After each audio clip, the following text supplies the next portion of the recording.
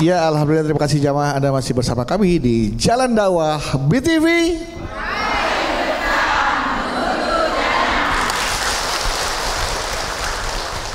Ustadz Encep akan menjawab pertanyaan dari Ibu Nani tentang bagaimana agar silaturahmi kepada anaknya tetap berjalan menggunakan handphone yang diberikan oleh anaknya.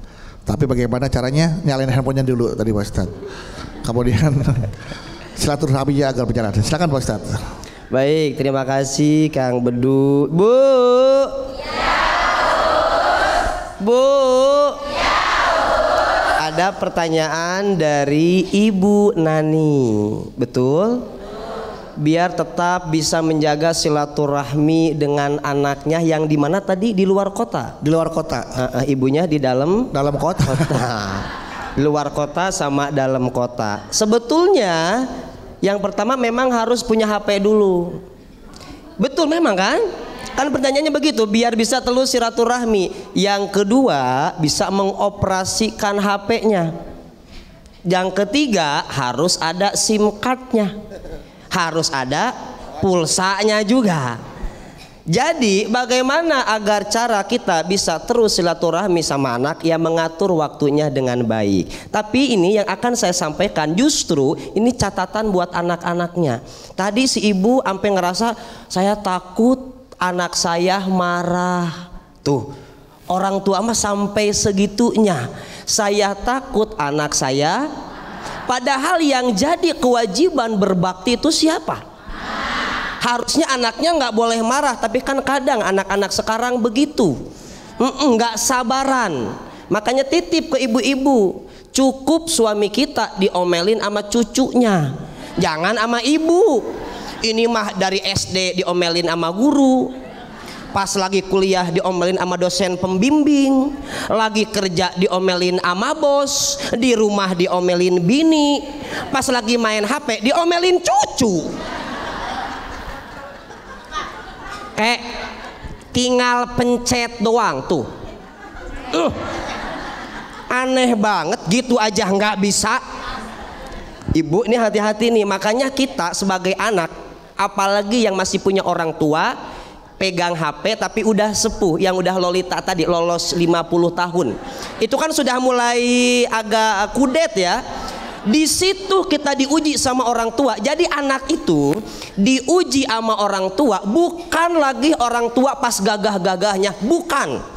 Di Al-Quran pun dijelaskan kita diuji sama orang tua itu ketika orang tua kita udah sepuh. Gimana cara sabarnya kita ngadepin orang tua? Orang tua kita mah udah lulus dulu ngadepin kita, gimana kurang sabar ngadepin kita. Anaknya mau jalan, dia pelan-pelan, ayo anak ganteng, bisa cakep banget.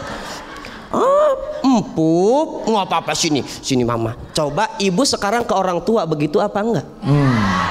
Orang tua kita jalannya sempoyongan, jatuh nih. Kan gua udah bilang, lu kalau udah tua nggak usah kemana-mana, gaya-gaya, diam di rumah. Ada anak yang begitu. Na'udzubillahi min.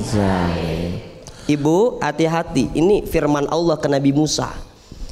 Apa kata Allah? Barang siapa yang menghormati orang tua, barang siapa yang berbakti kepada orang tua, maka Allah akan memanjangkan umurnya dan mengkaruniakan kepadanya anak yang juga berbakti kepadanya.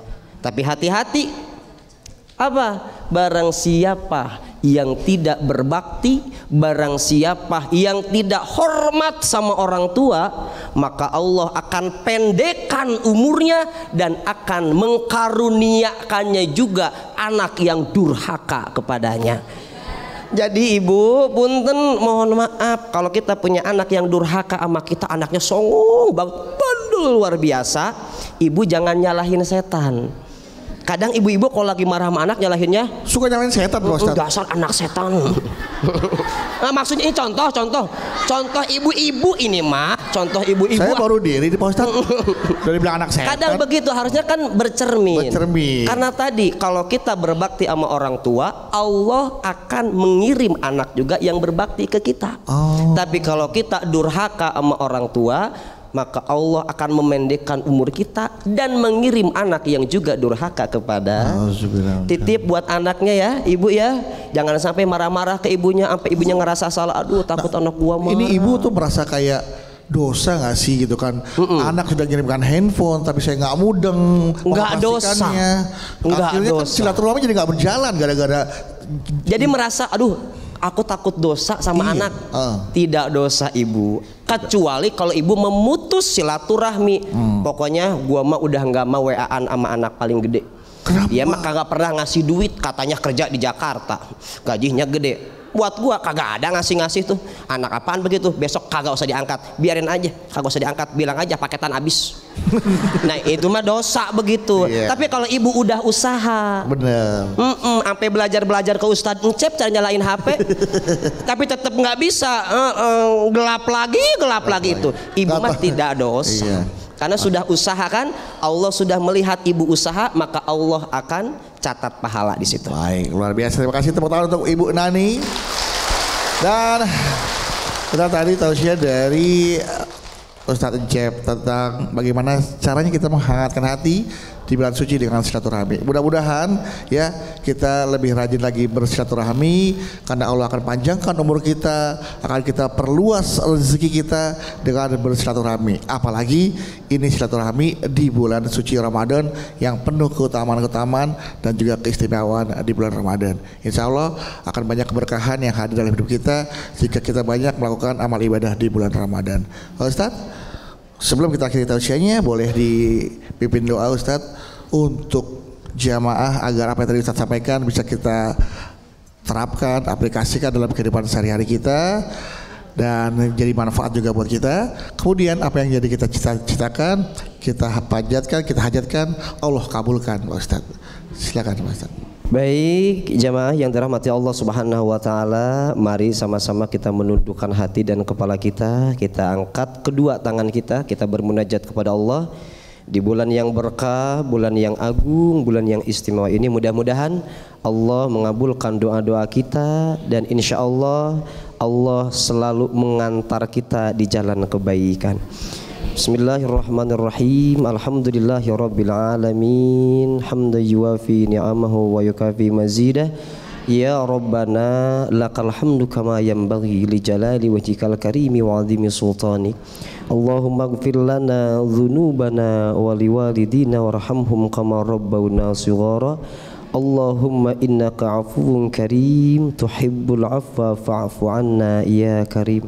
Rabbana taqabbal minna siyamana wa salatana wa ruku'ana wa sujudana wa tilawatana innaka antas sami'ul alim. Ya Allah, ya Rahman, ya Rahim, ampunilah dosa-dosa kami, dosa orang tua kami, dosa guru-guru kami, dosa para pemimpin kami, ya Allah. Ya Allah yang Maha Pengampun, banyak sekali dosa-dosa yang kami lakukan, dosa yang terlihat maupun tidak terlihat. Ya Allah, di mata orang lain kami ini baik, kami ini soleh, tapi Engkau yang maha segalanya, ya Allah. Ampuni dosa-dosa kami, ya Allah, ya Allah, ya Rahman, ya Rahim. Pertemukanlah kami di Ramadan yang akan datang, agar kami bisa mengisi Ramadan dengan baik, dan panjangkanlah umur suami kami, umur istri-istri kami, umur orang tua kami, ya Allah, sehingga nanti selesai Ramadan kita bisa bersilaturahmi, bisa berkumpul dengan keluarga kami tercinta. Rabbana hablana min azwajina wa dhurriyyatina qurrata a'yun waj'alna lil muttaqina imama. Rabbana atina fid dunya hasanah wa fil akhirati hasanah wa qina adzabannar. Bi fadli subhana rabbika rabbil izzati amma yasifun wa salamun alal mursalin walhamdulillahi rabbil alamin. Amin amin ya rabbal alamin. Alhamdulillahirrahmanirrahim. Terima kasih Ustadz untuk doa dan tausiahnya, dan terima kasih juga untuk seluruh jamaah yang sudah hadir di Masjid Al Khairiyah Menara Syariah kawasan CBD Pantai Indah Kapuk 2, dan terima kasih juga untuk pemirsa setia BTV dimanapun Anda berada telah menyaksikan program Jalan Dakwah. Ikuti terus media sosial kami di @BTV ID Official dan juga di @jalandakwah_BTV Official. Jika Anda memiliki pertanyaan silakan kirimkan melalui DM dan insya Allah nanti akan dijawab oleh Ustadz kami. Dan jangan lupa untuk terus saksikan Jalan Dakwah hanya di BTV. Insya Allah kita ketemu lagi di episode berikutnya, tentunya hanya di Jalan Dakwah BTV. Kami pamit. Wassalamualaikum warahmatullahi wabarakatuh.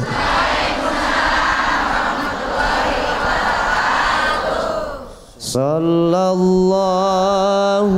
ala Muhammad. Sallallahu alaihi wasallam. Sallallahu ala Muhammad. Sallallahu alaihi wasallam.